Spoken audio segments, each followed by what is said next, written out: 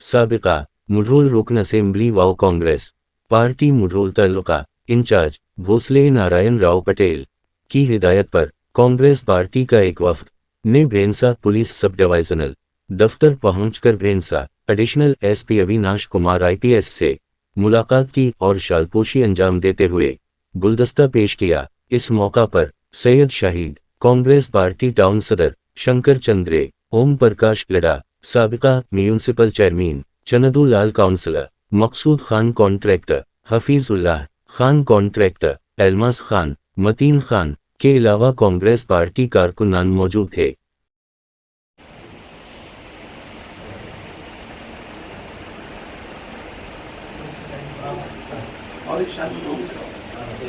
हाँ एक भी हो गया कहीं और यूज हो जाएगा।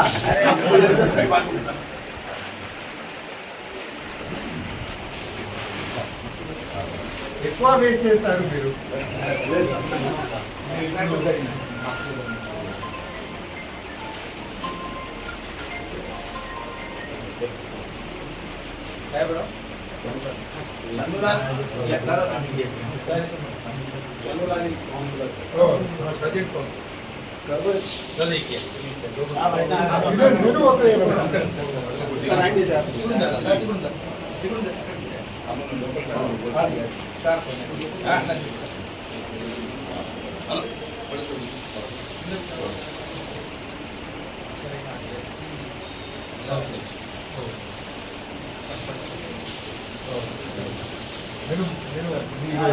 బాగా